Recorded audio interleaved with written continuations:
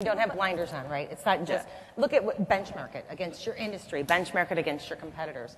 All too often, risk is associated in a tunnel with what their organization is, and really you need to look across the board, I think.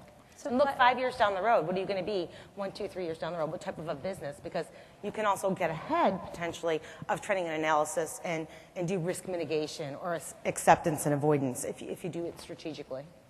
So by way of resource, at last year's Gartner's Risk Summit, they presented a concept called Causal Chain of Risk.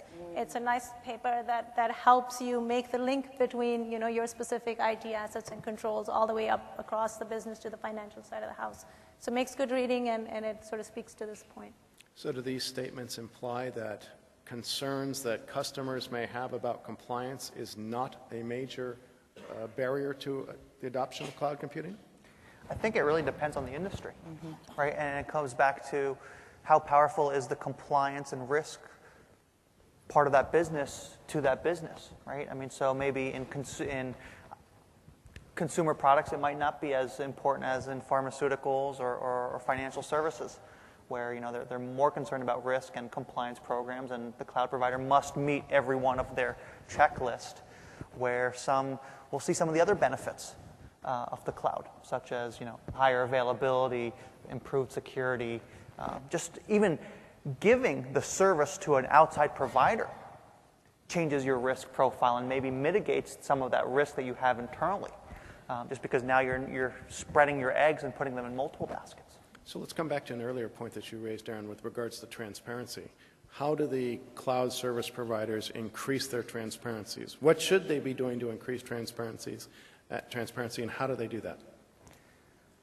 I'd like to ask potential customers, right, what they should be doing, but I can talk about what we're doing. I mean, so everything from transparency reports available on our website, showing things like traffic availability, uptimes. We had 99.984 uptime percent for Gmail last year. I mean, that's pretty remarkable, and being transparent about that. Publishing security white papers, taking as detailed as you can without potentially exposing yourself about how you do security, right? How much can you open that kimono? I mean, that's always a fine line, especially in a public forum like the net, and telling people how you do security.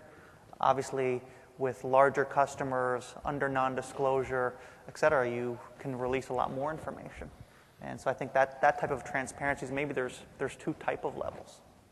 Any Google customers or prospective customers in the audience want to make a request right now to Google? Everyone's happy? You've all adopted Google? You're all using it? Boy, I escaped that bullet. Yeah. Nice deflection.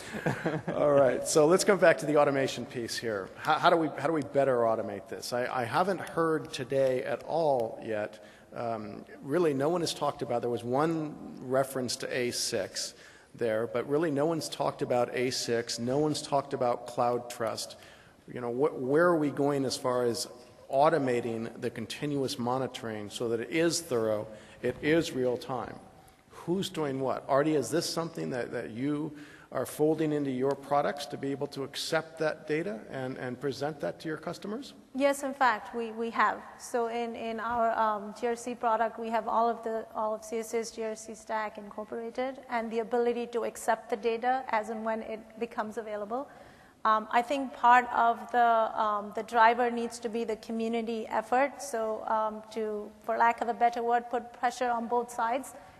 To make at least a minimum set of information available to facilitate adoption. And again, having a GRC system perhaps on both sides of the house, both on the provider and the user side, makes this acceptance even easier. So you can bring the notion of policies and governance, supported with the controls you want to put in place, and then later on put the audit and assurance process in place as well. And so, Eran, what sort of automation has Google implemented specifically with regard to security over and above your network operations? I mean, so there's lots of various different automations, both from let's pick on one of the Bill's topics around application testing and application development, right? So taking a lot of the inputs that you see around attacks going on the net and making sure that those new types of attacks go into our application scanning tools. So when you write new code and develop new products and even make iterations to existing products, that you're always testing against and automating against the most recent attacks. We even take a step further and release some of these tools, things like banana proxy, rat proxy, to the industry to let them use some of that. Of course, you said the network. I mean, the network's the easiest part. But you also learn a lot, right? So, I mean, you start seeing and what is normal type of attacks, and what is a normal type of attack level, and then different types of things that change that attack and change that risk theme, and maybe make different adjustments. Maybe make CAPTCHA a little bit more difficult, for example. Maybe accept less errors on password logins, for example, things like that nature. So where do we go from here? What do we need to do to improve compliance, automate it, make it more transparent? How do we move this ball forward? Thoughts? Well, my vote is on simplicity. I think there's a lot of complexity in cloud infrastructure, possible solutions, controls, frameworks. GRC before the cloud overlap, also very complex, large enterprise systems, lots to bite off. So I think anything that can be done to make this bite-sized and consumable with some sort of a mapping to a bigger security and compliance program helps, because one of the big barriers is the complexity itself. You cannot care if you don't know where to begin. So I definitely vote for that. Simplicity, reusability, and automation and bite-sized chunks.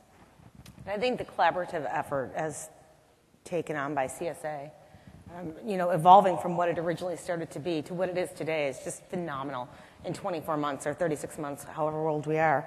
When Revis came up with the idea of what the cloud is and where we were moving, I don't think he envisioned where it would be today. And I think the collaborative efforts really bring and highlight the touch points, like you said, and make it a little bit more simplistic for many to understand, and the voices are out there, right? So when I look at the collaborative efforts between the cloud audit, the cloud matrices, and I've looked at them all and they're phenomenal, pulling those together across different verticals, so verticals can understand, and when I say verticals, I mean healthcare, pharma, manufacturing, finance, non-for-profit, global. They could see the synergies between each one of those different industries and go, you know what?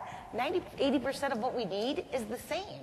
There's only a 20% difference for my industry. Let's figure that out. And I think that's a part of it.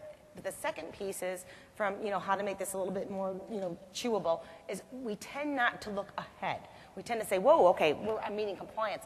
We're not doing the step forward, right, to keep ahead of the game, to try and understand trending analysis and be that influencer on the Hill, as opposed to waiting for legislation to come down. So from a collaborative perspective, I think we're doing a phenomenal job as an industry, but we should probably just keep that telescope out there just a little further for future things as well. Any thoughts, Eran? Yeah, okay. Please.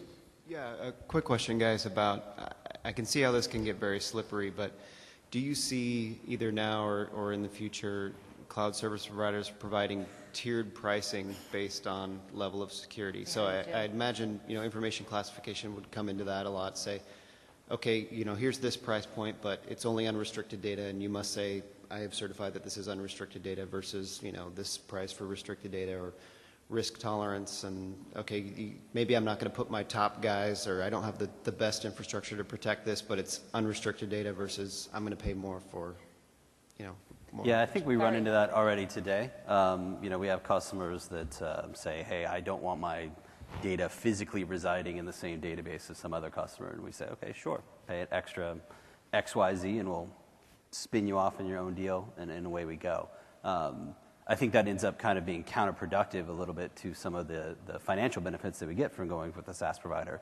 But if they decide they want to do that, I think we can do that today for the most part. What do you guys do? I mean, so I don't think we should tell a free customer, for example, that we value their data less than a paying customer, because I think that's wrong, right? So, I think that's where it can get really slippery too, right? As you're making that distinction. absolutely. I mean, so for example, but paying customers, you can have different types of service level agreements, offer them different services, not making them, I would say, less secure. And a great example is about 6 months ago, we released two-step verification, one-time password on cell phones to our paying customers. And then last Thursday, we released that to Gmail and our standard edition business customers. So we had the support behind the people that would need the support and pay for support.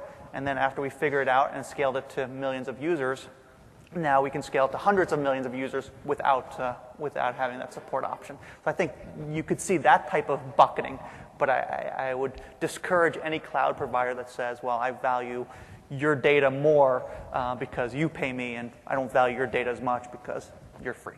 There should be a baseline security standard for everyone, and then if you want a value-added proposition to add on to your wheels there, you can do that. However, coming from an environment previous where we did managed services at Digix many years ago, caution should be set forth too, because if you're going to pay extra for that security, then you expect that extra level of service, and you would expect that the individuals who's getting free service isn't going to impact your environment. Let's say they're DOSing or they become a launch pad for a DDoS and it impacts you. Now you've got a problem, right? So it's kind of a catch-22 for a service provider, and it could be pricey and expensive depending on what you want.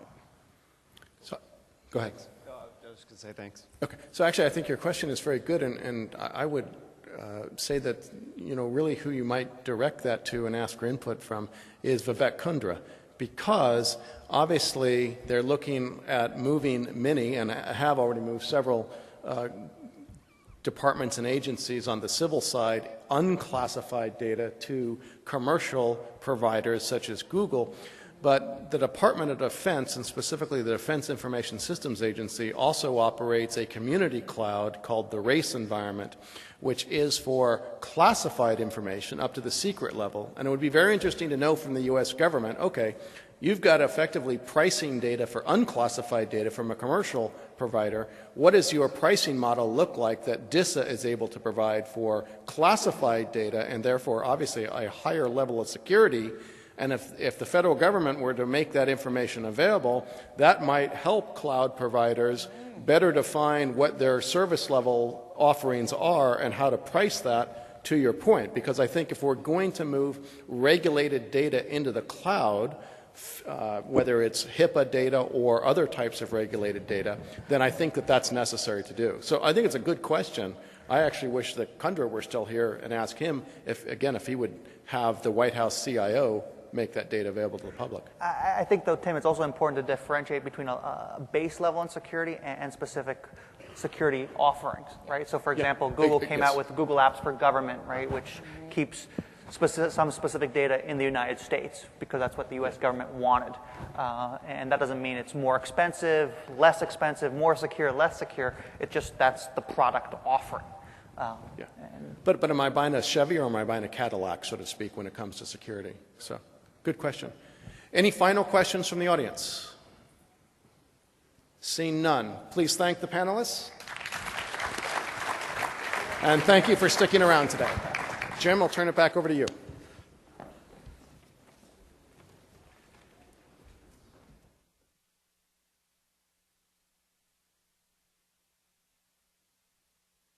Still make the big jump there. So thanks everyone. Thank you guys for being good sports. We weren't intending to